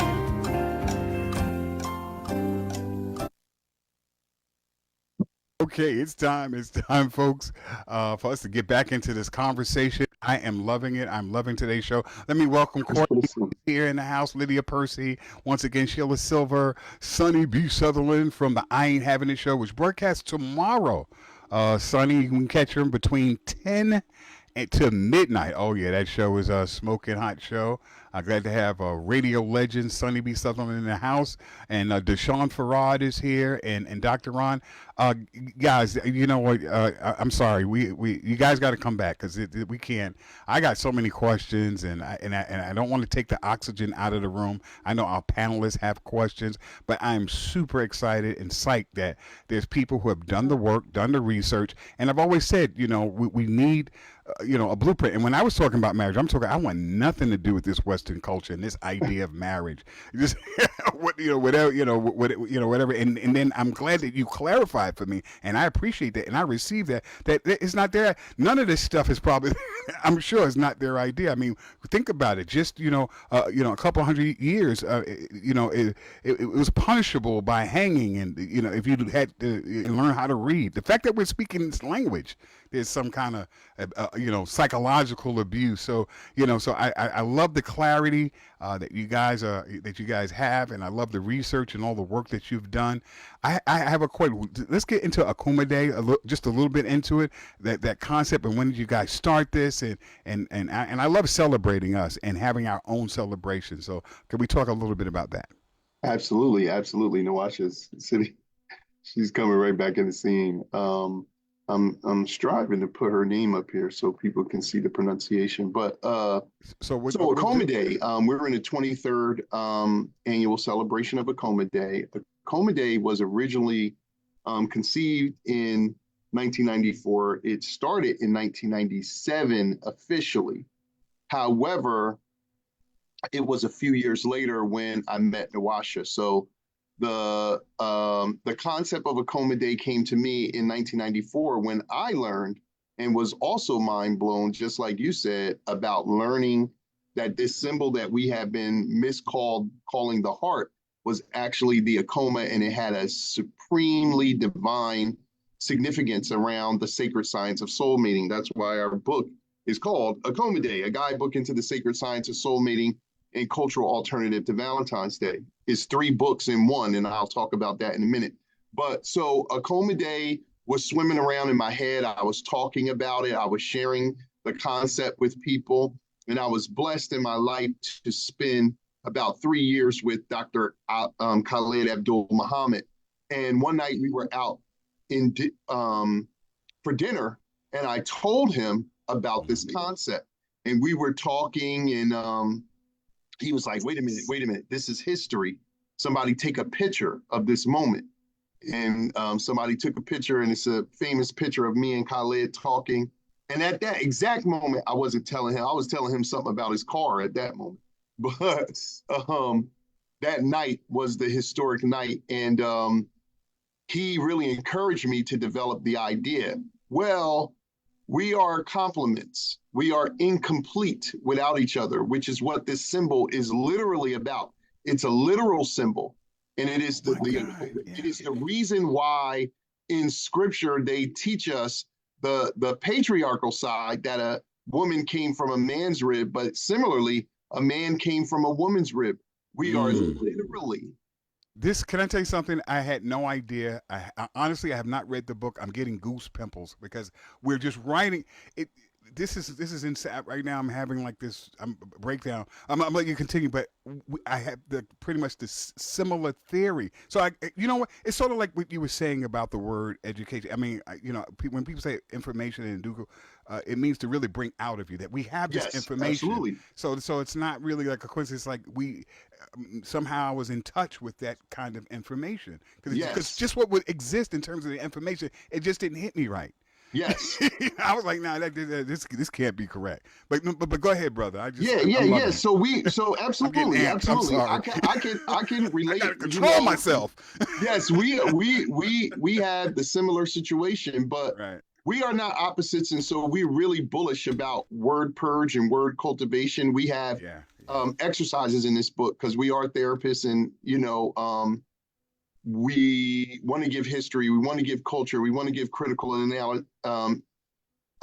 analysis, but we also want to give techniques to make change. So one of the things we talk about in the book, before I even get into what's in the book, is word purge and word cultivation, where we need to change things that we are currently saying that pull up the weakest consciousness, and then to start to purge those things and then cultivate terms and words that bring up balance. Like instead of saying happy wife, happy life, we want to say happy house, happy spouse, because a lot of men are bitter because they're striving to please women who don't really believe they have to serve. They have to be served. And that's no offense to women because they serve more than anybody. But I'm just saying concept wise, a lot of men find themselves bitter when they don't find someone serving them equally. And so everything is balanced. But if you look at our creation stories, you will see that indigenous spiritual systems in Africa are the only spiritual systems that say this term, mother, father, God. We don't have a father God. That is Abrahamic religions, Judaism, Christianity, Islam, and other things, the way they were, not even the way they were created, because there's always a feminine and a masculine. Like you have Allah and you have a lot, which whenever you see that T, that represents a feminine energy and it's African. So you have Asar and you have Ast, right? So whenever you see that T, that consonant, you're talking about a feminine. But in all of our creation stories, like Ast and Asar, miscalled Isis and Osiris, they were born simultaneously. Everywhere you see African spiritual systems, the man and woman were created simultaneously because we're literally one being. Literally, not symbolically. We're separated at conception, and then our soul is looking to remate with its other half, and that's where the term soulmate comes from. So now we out of our mind, and we talking about my soulmate is my cat, and I have soulmates, and I'm soulmate. You know, we are really lost because we don't have original context of the things that we're saying. Every human being only has one single soulmate, but you can soulmate. You can practice the art of soulmating with many people. So we're not against polygamy. We're not against that. We have many clients that are polygamous or that were polygamous in a different time in their lives, and we are helping them and their families and their children's navigate some of the fallout of those things. So, you know, you have a soulmate, a noun, and then you can practice soul mating, right? Which is a verb, right? But the point being that this symbol, the Akoma, is actually a message about a story of the sacred science of soul meaning. We don't know that. One of the principles, Akoma, which means to take heart, the Europeans misinterpreted what it was. We talk about it, Mama Ayo talks about it, and a few others in the nation talk about it. And so they started calling the symbol the heart. And so now here we are today, like, oh, I got a little heart on social media or this. It's actually not called a heart. It's an Akoma. And it's an African, the heart is in your chest and it doesn't look anything like that symbol. Right. It looks more like this, right? Yeah. But that symbol is about the sacred science of soul mating. And so we have to decolonize our thought, speech, and action. And we have to re-Africanize our thought, speech, and action because we are absolutely lost. And the greatest sickness that we have that's antithetical to African thought is we're individualists because of our trauma, we believe this. To be part of a group, I lose my individuality. And that's not the case. These symbols behind us, now I showed you the Akoma to say that the symbol in the middle, this red symbol, is the Akoma in Tawaso. It is the heart or the love of the heart moving. The translation of Akoma in Tawaso is that because of you, my heart is magnified and greatly amplified. So it's moving in all directions. That symbol in the center is an Akoma in Tawaso. The green symbol that's on, what is it, my left, maybe you're right, is the Som Som. It is about the cleanliness of the soul and the spiritual girth of the soul. The symbol of the top is probably the most famous Adinkra symbol of all, is the Janame, about the presence and omnipotence of the Mother, Father, Creator. But it's this other symbol that's on my right, your left, in orange. I don't know if y'all can even see that. I can see it. I can see it. Oh, absolutely. I can see it. So, so what that is the Funtu Meriku, Dinku Meriku, and that is the symbol of the fact that you can be diverse and unified at the same time. It is actually two alligators that share a belly. And the message here is this. When we're in balance, if they both eat, they nourish one body and they can be individual, but still they are connected to the core with others. But out of balance, we fighting over food that's going into the same collective body. And we are killing each other. We're spinning ourselves around in silos of individuality. We're confused, we're lost. And we think to share ideology means to surrender our individuality. But the Funtu Meriku, Dinku Meriku means that when you are a part of a group, you actually don't lose your identity. What you gain is an unlimited potential to express your identity with various people, your peers, your elders, your children, your nemesis, your supporters, the carpenter, the entertainer, all of these things. So you don't lose your individuality, you actually get more potential to share it. But because we're traumatized, we believe this. Well, I don't got to believe what you believe. And it's not about that. And so then we go on these trajectories of individualism when everything in psychology says that we're a communal people. Nobody wants to live alone. Everybody's like, no new friends. I don't want to be bothered. I just want time to rest. All of this is coming from the fact that we don't have skills. And so at the Akoma House Initiative, we have 3 pillars of work and 7 main skills that we teach in relationship. Nawashi can talk about that, but I want to talk about the holiday. Or you want to start about the holiday? You know what I love? What I love about this, and anyone would tell you, I got lost. No. What I love about this is so much is that you know, in a sense, and I hear you on belief, right? But you actually, it's actually sacred science. It's almost, you can't dispute it. I mean, the information, you know, to me, belief requires like, okay, you know, there's no facts. It's just a theory. You've done the work. I mean, the research is that you did. You don't. It doesn't require you to have a so-called belief. Just follow the information. You see what I'm saying? And that's what I love. You really make it sacred science. And this is beautiful. You guys not only have to come back, but I'm going to try to integrate you in because we need it. I mean, it's so bad out there. It's like each one must, instead of teach one, each one got to teach 10. Yeah, we need to have a segment. We're the most unmarried group, Black people in the Western world, in the UK, in the islands, in Canada, in South America, That's right. Central America. We are the most unmated human beings on Earth. That's right. And as a result of that, we're dead last. Even though we try to tout our degrees and our money and all of that, we're dead last in education, economics, entertainment, fashion, food, health, labor, law, politics, religion, sex, and war, right? And so Akoma Day is an opportunity to celebrate. So Akoma Day starts on February 14th, and we definitely give Mama Ayo, who I just spoke to a couple days ago, we're on her committee every year. Black Love Day is on February 13th. Akoma Day picks up February 14th and it runs through to February 20th. So it's a 7-day holiday. It has 7 main virtues, 7 principles, and 7 symbols.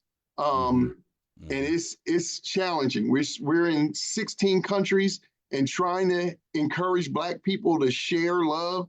7 days, and if we count Mama Ayo as we talk on the phone and laugh, we trying to get Black folks to celebrate love for 8 days in a row. Right. Hey, we got to start somewhere. That's hard. Let me tell you, we're not in danger of having too much love. I tell you that. We can't even celebrate ourselves 2 days in a row, or let alone the people that we're mated with in the house.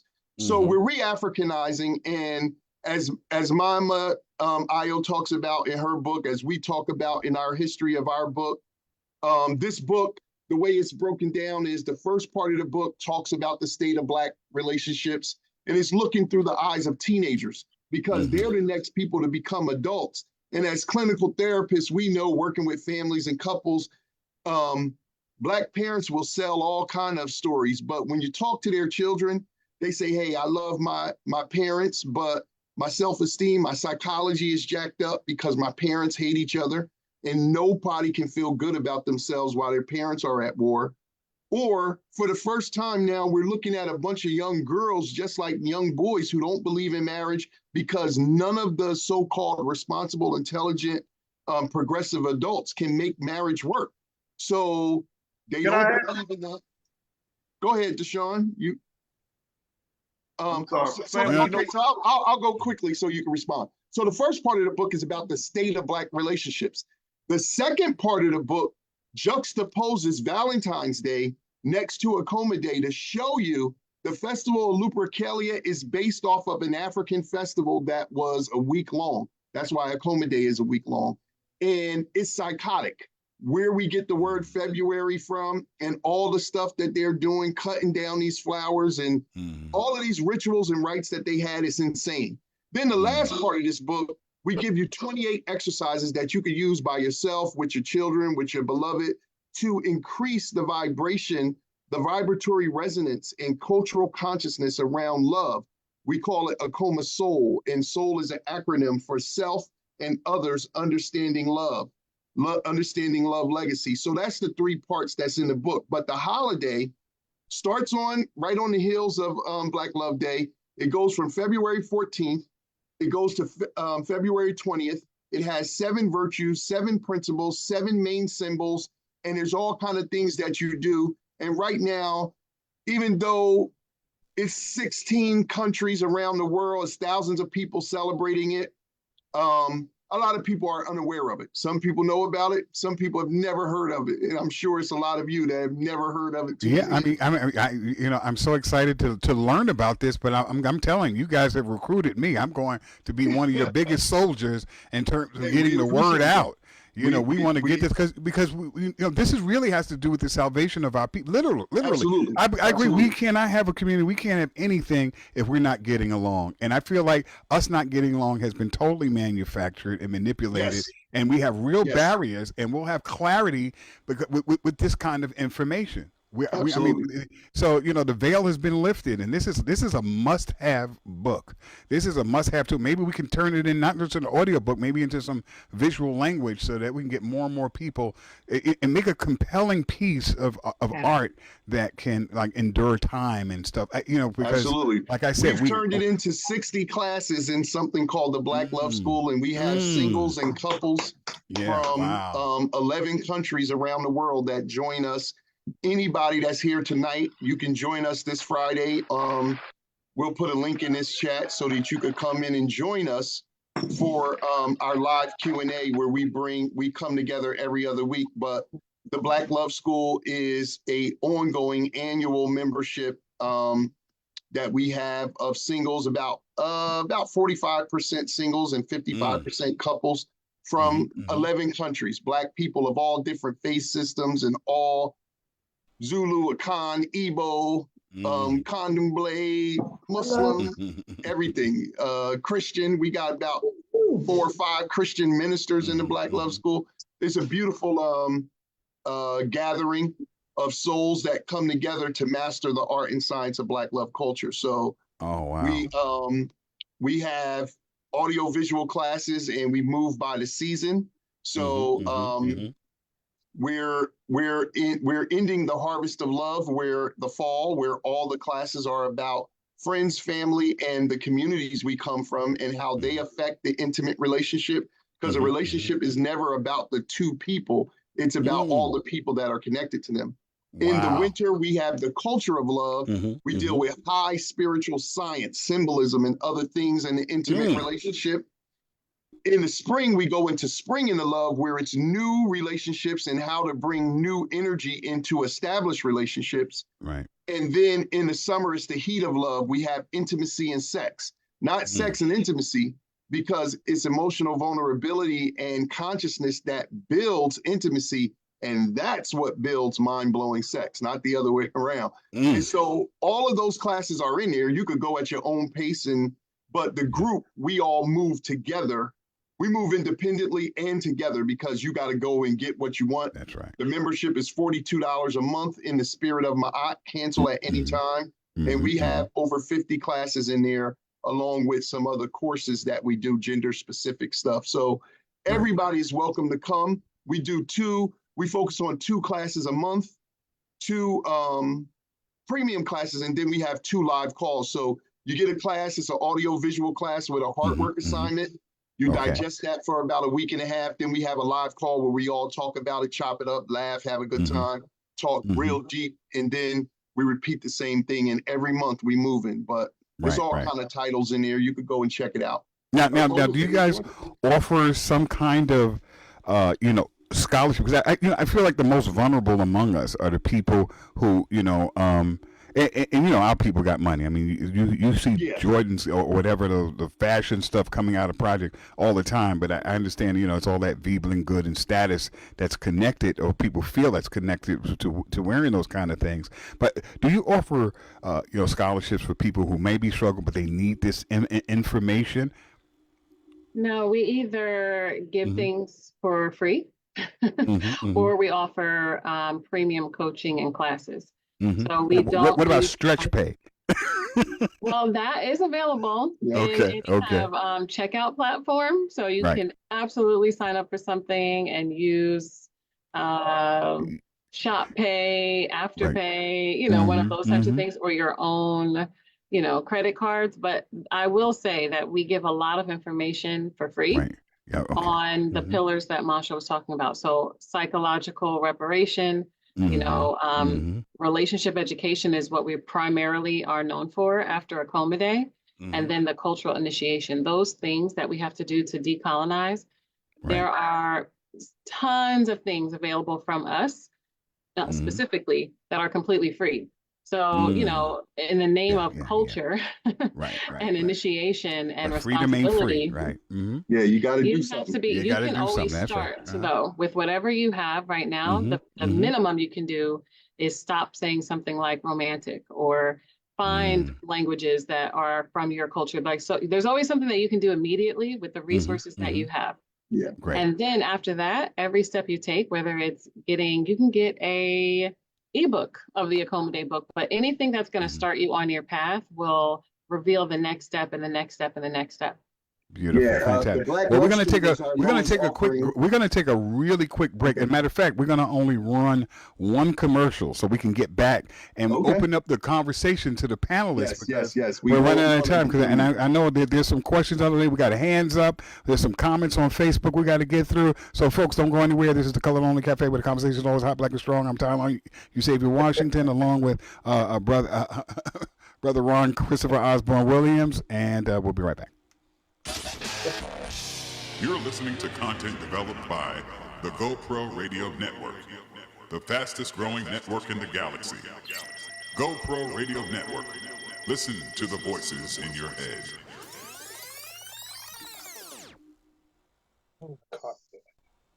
Neck pain. Back pain. Ouch. But now there's Pillow Max, the new armrest pillow. Pillow Max provides full arm and elbow support while driving. One size fits all.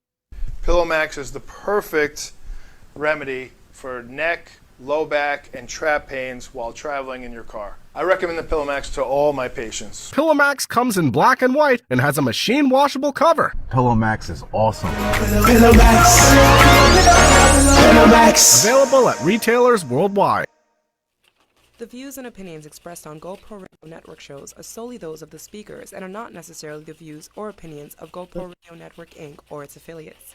These broadcasts are provided on the understanding that they do not constitute professional advice or services.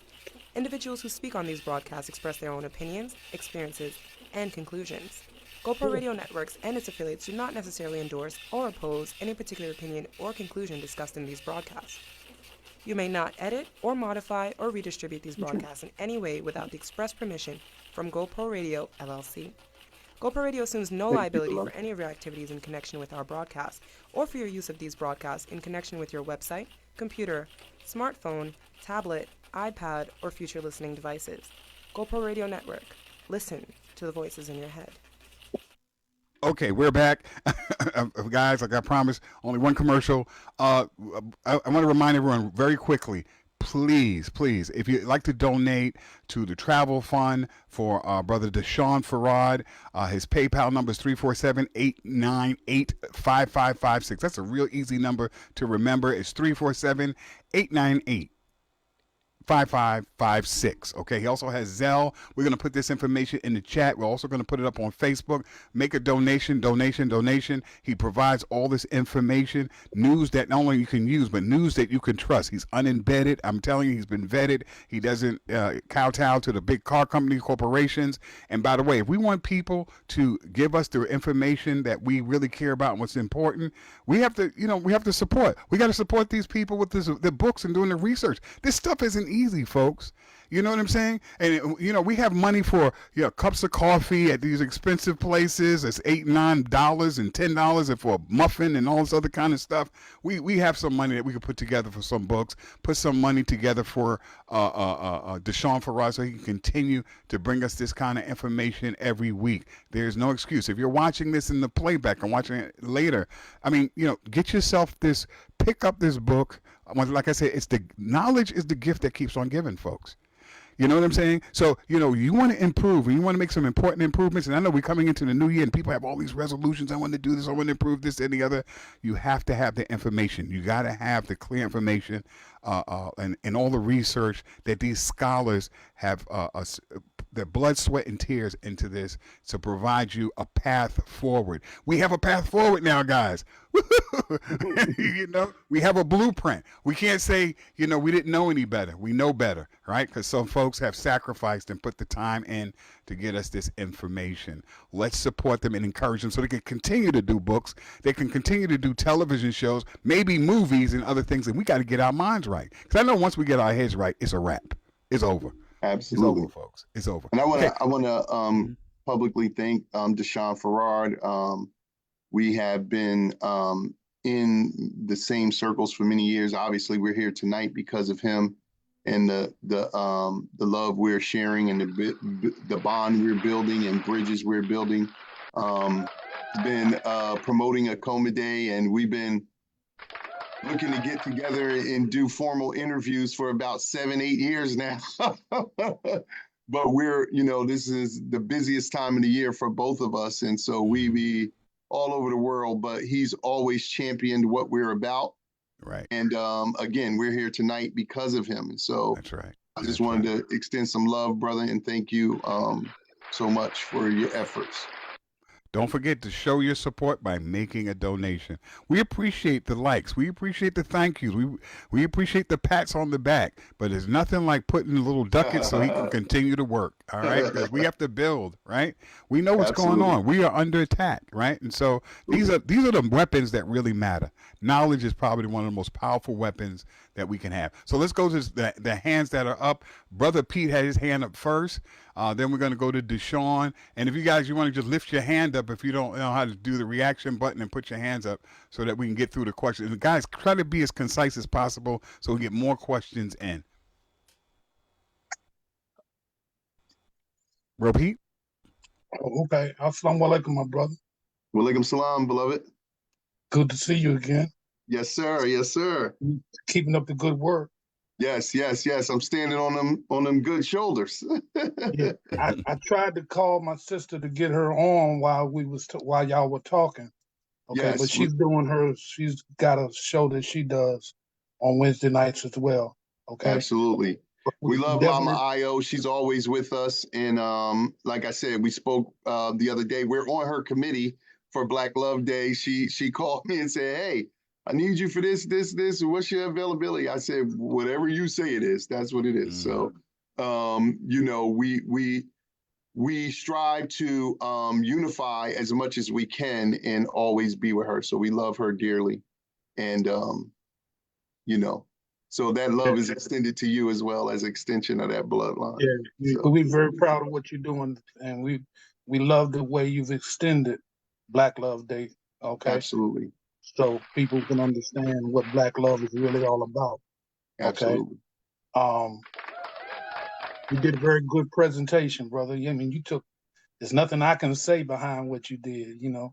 The only thing we can talk about for the rest of the night is the numerology behind the dates that we have chosen to do these things. You know, what the number 13 really represents and why we chose the day before Valentine's Day to do That's those right. things. Transformation. That's right. But I'm going to leave that out because I want people to research and find out on their own so that they can get a better understanding of their own, you know. Yes. But yes, I wanted to say to you, Ashe, on what you was doing and what you presented. Yes. Thank you, beloved. Swan turn. Deshaun. Yes, Mancha, you know, there was something you said earlier, of course it was earlier, regarding the notion, I'm sorry, I thought I got cut off for a minute, regarding the notion of marriage being a Western or a European thing, something that I've noticed for quite some time, and this is before COVID, and I actually said this at an event, but one time I was, this is some time ago, I was at Medgar Evers College. At the time when I was with Dr. Boyce Watkins, Dr. Boyce Watkins had attempted to launch, it was very on a smaller scale, what Tabitha Smiley did, the State of the Black Union. So it just happened, you know, different parts of the country before the National Black Political Convention got started. Make a long story short, Cornel West, Wilma Leon had moderated this panel. Cornel West was on the panel, Mark Lamont Hill, Imani Perry from Princeton. She was on a panel, and we got on the subject of marriage. And there was something that Imani Perry and Mark Lamont Hill said that disturbed me. They said that, well, Imani Perry had said that this whole notion of marriage or black women being pressured into getting married, that's something that the dominant society is pushing on us. And I said, wait a minute, we were getting married thousands of years before white people. So what are you talking about? And so secondly, Mark Lamont Hill, he kind of co-signed that. And I've noticed that there's an attempt to discourage black women in particular not to get married. Right. There seems to be an attempt to do that. And so for that very reason, that this is it's a white male patriarchy thing, and women, the notion of black women getting married, that would infer weakness. So how do you feel when you hear things like that? Actually, you already said that, but I should ask you the question. What do you think that's about? Why do you think that there seems to be, and I'm going to close at this point. One of our guests that's been on this show before, Dr. Cleo Monago, he's pointed out that on television, on most of these shows, you don't see any black romances. It's always a black-white romance. Mm-hmm. So, why do you think that is? There seems to be an attempt to discourage black folks from loving each other, marrying each Absolutely. other. What do you think that's about, you and your wife? Well, I'm going to let Nawasha build on it. I'm going to say that I want y'all to understand there are over 3,000 words that represent the intimate black love. We have the first poems. We have listen, if you understand that the structures that we call pyramids are actually called murkut, and myrrh, like frankincense and myrrh, means love. It's a house of love. The Greek word is a house of fire, pyramid, right? But you ain't never going to have a romance with two black people, because you're going to have Zumunye, you're going to have Akomic, you're going to have Moritic, you're going to have 1,000 other words that are thousands of years older, with all this love songs and poems and other things. That Queen Nitocris, that was on the Nile, the Hopi Nile, and ibis bird came and took her sandal, dropped it in the lap of the king, and the king was so smitten by it, he gathered all his horses, which is his army, and all his men, which is his spiritualists and his scientists, to find this sister. And Disney went over there and saw that story. It's still on the tip from thousands of years ago, and created Cinderella. Right? You ain't never going to find a romance. So I say shout out to Dr. Boyce Watkins. He took us on his what's it called? UNC tour. We did Boyce Watkins tour. We were the relationship people on his tour. I don't know, years ago. I don't know. We done toured around with everybody. That's right. But when we were in Philadelphia, I think you were there that week, Deshaun, if I'm not mistaken, or maybe it was some other time we were in Philadelphia. But the point is that, I don't know the doctor that you spoke of, but I know of what's his name? Mark Lamont Hill. Bobby, yeah, Uncle Bobby's tour, right?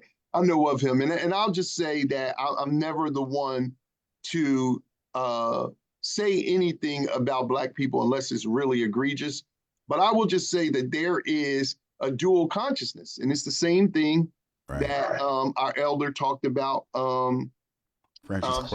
Du Bois. Look, we stuck. We in the middle. We trying to please everybody. We trying to say in public spaces that marriage is, listen to me, black people. In African culture, you can't be a man or a woman and not be married. The purpose of the rights is 5 general rights. The first one is the right of birth. So when you come from the ancestral realm. The second one is the right of puberty when you go into manhood or womanhood. That's the one that everybody thinks it stops at. The next one is refining or leadership of adulthood. The fourth one is going into jegnaship, which happens around somewhere between 60 and 75 years old currently, because we're much shorter lived than we used to be in ancient times, where we lived much longer than we do now today. And then the final one is preparing for ancestral, to become an ancestor. These are the first primary general rights that are in every culture in African life. Now, there are secondary rights based on your clan, your tribe, or whatever. But in every one that exists, that second right, when you're coming into manhood or womanhood, you just can't become a man or a woman because you're 18 or 21 or somebody said it. You have to prove you're a man or woman. The greatest rites of passage in African culture is marriage. So the only people that are disallowed from marriage, they got a real problem. And the community has decided that they are unfit to go through marriage rites. Everybody else, you can't be walking around here saying that you are your degrees or your six figures or your car or whatever. Your manhood or womanhood is verified through your mate. How do we know you're a man? How do you know that she's a woman? That's African culture. So people who are talking blackness are not talking African culture, right? American blackness is very malleable and it changes. African culture is immutable. It's eons of years old, and it's a big difference. We want to be Black intellectuals, not Africans, right? And so people are talking from the perspective of, when I look at a person like Mark Lamont Hill, peace to that brother. I don't know him personally, but when I'm looking at a brother like that, I'm certainly, he's extremely intelligent and whatnot, but this is not a brother who is promoting himself in the culture of Africa, right? Because that is a different kind of person. We all know that. And this example is exactly what I said at the outstart. We want to be individualists and then dip into cultural morals and ethics when it's convenient for us. But that's why when you're indigenous, we wouldn't even say, I'm Mark Lamont Hill. We'll say, I'm African Nubian Kushite Kemetic. I'm Kali. I'm Ebo. I'm Akan.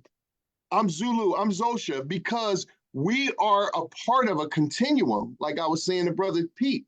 When you see us, you see Black Love Day. And a lot of times you will see us with Mama Ayo, Handy Kendi, so you really see it. But even when you don't, when you see Black Love Day, you see Akoma Day. When you see Akoma Day, you see Black Love Day, or Umoja Karamu or Kwanzaa or whatever, because that's Black culture. But when you see a Black individual giving their opinion, I always say this when people talk about relationship, what culture does that come from, sister or brother? What culture does that idea come from? And they would say, well, I come from me. Okay, well, great. You keep that. Well, folks, don't go anywhere. We're going to go slip into our after hours. We're going to stop the Facebook feed, folks. And once again, you're invited to join us. Just go to GoProRadio.com. Oh, yeah, we're going into after hours. Yeah, we're going to have an after party. We're going to continue the conversation. And if you want to be a part of it, yes, sir, and yes, ma'am, you are invited. I want to tell y'all about the 7 skills that you need. Oh, yeah, that's right. So you want to definitely join the room. We're going to talk about these 7 skills. Matter of fact, we need y'all to come back for 7 days. Like, we might want to just give 1, and you got to come next week for the 2nd, and then the 3rd. But I want to thank everybody on our panel. I want to thank Juan. I want to thank Courtney. I want to thank Kathleen Blanco, Lydia, Colt Hayes, Sonny B. Sutherland, for I ain't having the show. Sheila Silva out in Germany, Deshaun Farad, Brother Pete, and the back here, MFSB, Mother, Father, Sister, Brother, and love is the message, and we got love here in the house, and that's the message for us. We want you to continue to watch us on the Colored Only Cafe. Join us next week, and don't forget to join Sonny B. Sutherland tomorrow, and I ain't having it. And the words of my mentor and very good friend, Melvin Van Peebles, start where you are, use what you have, do what you can, and know that you are enough. Peace and Black Power.